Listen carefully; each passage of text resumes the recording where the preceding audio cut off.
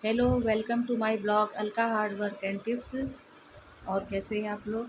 I hope कि आप लोग अच्छे हैं और अच्छे ही रहें हमेशा। तो आज मैं प्रेगनेंसी के विषय में ख़ास बात बताने वाली हूँ।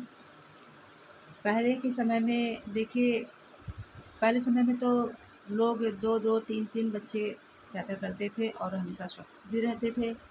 जैसे कि मेरी नानी, दादी, माँ वगैरह ने भी दो से ज़्यादा ही बच्चे मतलब पैदा हुए उनके, लेकिन वो हमेशा स्वस्थ थी। आज भी उतनी स्वस्थ है। मैं ये नहीं कहना चाहती कि आप दो से ज़्यादा बच्चे ही करें।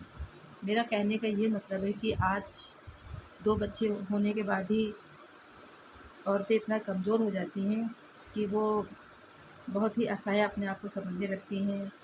और इसकी वजह क्या हो सकती है? देखिए, पहले समय का खान पान भी अलग होता था। और hello friends, Alka hard work and tips, कैसे हैं आप लोग? Hello friends, welcome to my channel Alka hard work and tips. कैसे हैं आप लोग? आज मैं आपको बहुत ही ख़ास विषय में जानकारी देने वाली हूँ। मैं प्रेगनेंसी के बाद होने वाली परेशानी के बारे में आपको बताने वाली हूँ।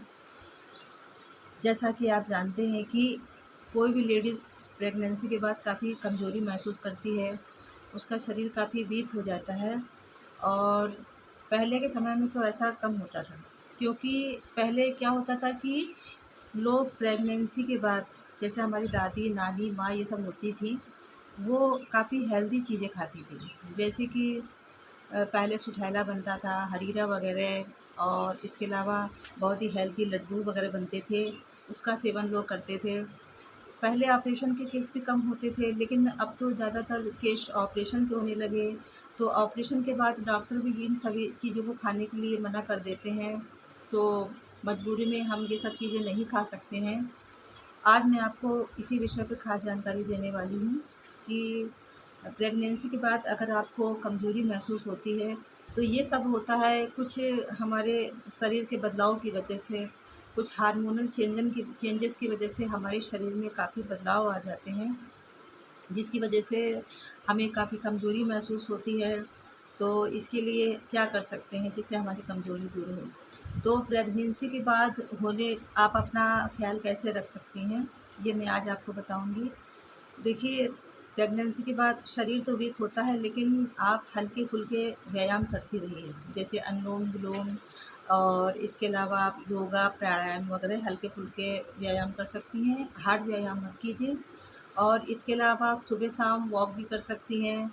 और इसके अलावा आप काफ़ी मतलब हार्ड में करने की आपको ज़रूरत नहीं है, बस हल्के-फुल्के से ही आप व्यायाम कर सकती हैं। और इसके अलावा आपको थोड़े काफ़ी हेल्थ सप्लीमेंट लेने हैं, जिसमें भरपूर मात्रा में आयरन, कैल्शियम, मिनरल्स वगैरह हो। जैसे कि आप पालक ले सकती हैं, और दाल आपको बहुत ज़्यादा लेनी है, क्योंकि आप अपने बच्चे को दूध पिलाती हैं, तो दूध पिलाने वाली माताओं के लिए दाल बहुत ही अच्छा होता है। ये आपके दूध में वृद्धि करता है। और इसके अलावा आप भरपूर मात्रा में दूध पिएँ, क्योंकि आप जितना खाना खाती हैं उससे आपको थोड़ा ज़्यादा ही लेना है, क्योंकि आप जो खाती हैं तो वो दूध के ज़रिए आपके बच्चे को जाता है। तो इसलिए अगर अगर आप अपना ध्यान नहीं रखेंगी खान पान में, तो फिर आपका शरीर तो वैसे ही वीक हो जाएगा। और प्रेगनेंसी के बाद अगर आपके शरीर में काफ़ी वीकनेस आ गई है, तो एक दवा आती है दशमूला रिष्ट, ये आयुर्वेदिक दवा है, आप दशमूला रिष्ट ले सकती हैं। और इसके अलावा प्रेगनेंसी के बाद हमारे शरीर में कुछ परिवर्तन आ जाते हैं, कुछ बदलाव ऐसे होते हैं, तो जिसके लिए मतलब आप आज मैं आपको बताने वाली हूँ कि आपका पेट भी निकलने लगता है। जैसे गर्भाशय में बच्चा होता है, और बच्चा होने के बाद आपके गर्भाशय में ढीलापन-सा आ जाता है। तो आप कम से कम कोशिश करिए कि कम से कम 1 महीने तक आप अजवाइन का पानी पिएँ। अगर आप 1 महीने तक अजवाइन का पानी नहीं पी सकती हैं, तो 15 दिन तक आप अजवाइन का पानी ज़रूर पीजिए, क्योंकि हम लोग भी ऐसा ही करते थे। हमारी हमारी मम्मी लोगों ने हम लोगों को प्रेगनेंसी के बाद कुछ दिन तक अजवाइन का पानी दिया, जिससे आज भी हमारा पेट नहीं निकला है। तो पहले के समय में अजवाइन का पानी इसीलिए दिया जाता था। और हो सके अगर आपका मतलब प्रेगनेंसी नॉर्मल रही हो, तो आप हरीरा या सोठिला का भी सेवन कर सकती हैं। अगर हरेरा सुटीला आपको बनाना नहीं आता है तो अपने किसी बड़े बुजुर्ग से पूछ के आप बना सकती हैं या उनसे ही बनवा सकती हैं। तो ये चीज़ें बहुत ही हेल्दी सप्लीमेंट होते हैं जो आपको ज़रूर लेने चाहिए।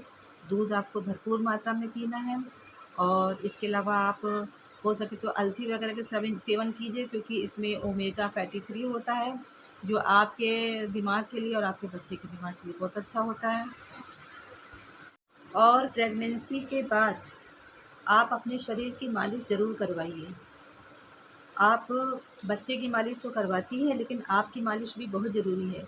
आप डेली नियमित रूप से मालिश करवाएँगी तो आपका शरीर पहले की तरह हो जाएगा। जैसे आपका शरीर एकदम सुडौल रहेगा और जैसे पेट-वेट आपका नहीं निकलेगा। अगर आपका नॉर्मल डिलीवरी नहीं हुई है और ऑपरेशन से बच्चा हुआ है, तो आप पेट की मालिश ना करवाइए, लेकिन हाथ-पैरों वगैरह में आप मालिश करवा सकती हैं। बच्चा होने के बाद आपकी नींद में बहुत ही फ़र्क पड़ता है, क्योंकि बच्चे का सोने जागने का टाइम निश्चित नहीं होता है। कभी वो रात भर जगता है, कभी दिन में, और ये उसके रोने की वजह से या फिर आप मतलब सो नहीं पाती हैं, आपकी रात में नींद ख़राब हो जाती है।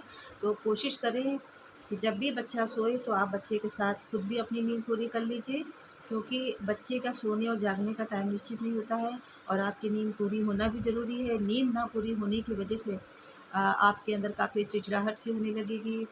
और इसे ही मैं आपको बताना चाहती हूँ, कम से कम आप कोशिश करें कि बच्चे के साथ आप खुद सोइए और ज़्यादा हार्ड वर्किंग ना कीजिए। हो सके तो आप बहुत हार्ड वर्क को अवॉइड कीजिए, हल्के-फुल्के ही काम कीजिए और खुश रहिए। यही इतना आपको मैं बताना चाहती हूँ। और आप भी खुश रहें, आपका बच्चा हेल्दी रहे। Bye bye.